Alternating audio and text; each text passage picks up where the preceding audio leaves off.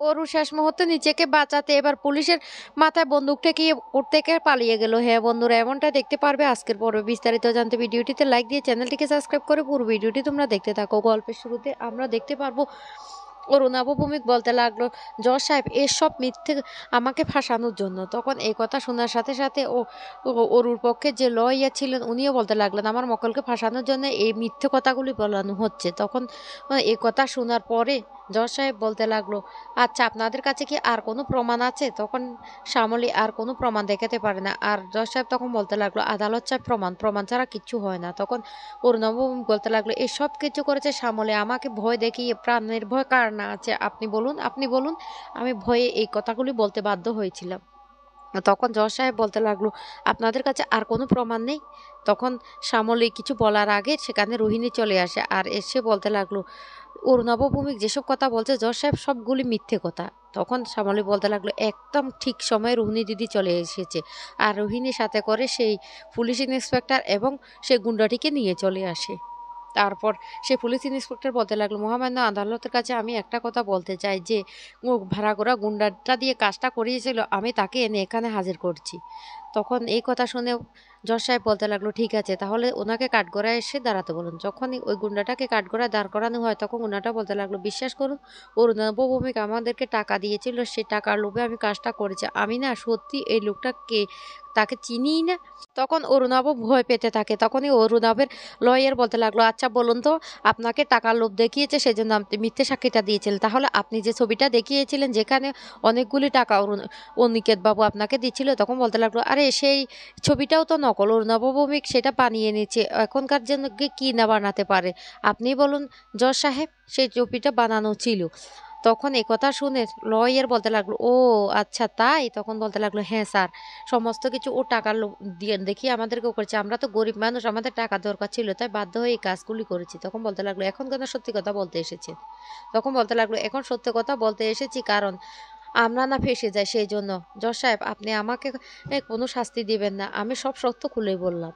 তখন শ্যামলের দিকে তাকিয়ে বলতে লাগলো, ম্যাডাম আপনি আমাকে যেন শাস্তি না হয় সেই ব্যবস্থা করে দিবেন। এই বলে সে সেখান থেকে চলে গেলে তারপর বলতে লাগলো, জজ সাহেব আমার না আর দুজন সাক্ষী আছে, আর সে দুজন হলো শ্যামলী মালাকারের ভাইয়ের স্ত্রী ছায়া এবং শিউলি।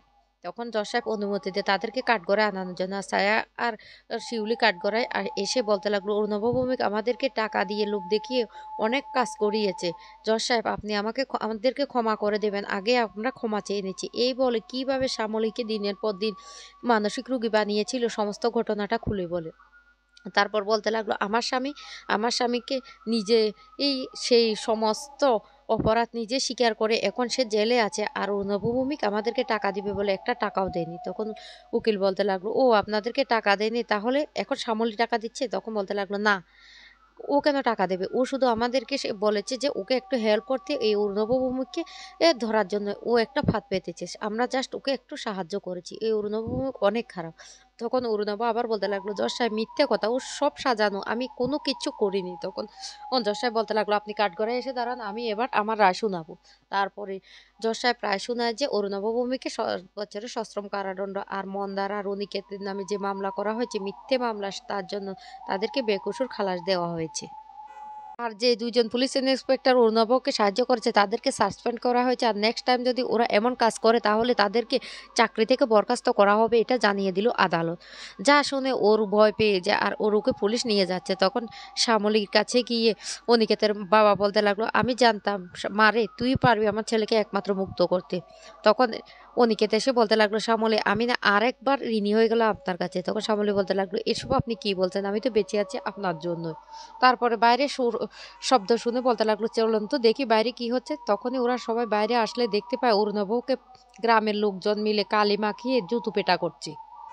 তখনই শ্যামলীকে বাইরে নিয়ে আসলে শ্যামলী দেখে হাসতে থাকে আর বলতে লাগলো, আপনাকে না আমি চ্যালেঞ্জ করেছিলাম হুইল চেয়ারে বসে হলেও আমি স্যারকে নির্দোষ প্রমাণ করব, করতে পেরেছি তো, এখন নির্দোষ প্রমাণ করে বাড়ি নিয়ে যাচ্ছি। আর আপনার অবস্থাটা যে অবস্থা হয়েছে, মুখটা যদি একবার দেখতে পাতেন, এখানে তো আয়না নেই, মুখের কালিটা না হয় আপনি ঘষে তুলে ফেলবেন, কিন্তু আপনি যে পাপ করছেন তার শাস্তি তো আপনাকে পেতে হবে। মনটা তখন বলতে লাগলে, শ্যামলী এখন হলো উন্নত যুগ, সবার হাতে মোবাইল আছে, দেখ দেখ, এই বলে মোবাইলে নিজের ছবিটা দেখালে তখন ওরু আরও রেগে যায়। তারপর বলতে লাগলো, যা যা তোর জায়গা এখন গারদে, তখন শ্যামলী বলতে লাগলো, শুধু পরিবারের সবাই না, দেখুন আপনার জন্য বিক্ষোভ করছে গ্রামবাসীও সবাই। সবাই আপনার অত্যাচার অতৃষ্ট হয়ে গেছে। সেই জন্য সবাই ক্ষেপে গিয়েছে। তখন লোকজন বলতে লাগলো, "আরে ওকে এভাবে দাঁড় করিয়ে রেখেছেন কেন? মারুন, মারুন, ওকে চোটাপেটা করুন, ঝাড়ু মারুন।" এই কথাগুলো বলতে থাকে। আর ওকে যখনই পুলিশরা নিয়ে যেতে লাগলো তখন হঠাৎ করে পুলিশের থেকে সে বন্দুকটা কেড়ে নিয়ে পুলিশের মাথায় বন্দুক ঠেকিয়ে সেখান থেকে পালিয়ে গেল। তো বন্ধুরা, আজকের আপডেটটি তোমাদের কাছে কেমন লেগেছে অবশ্যই কমেন্ট করে জানাবে।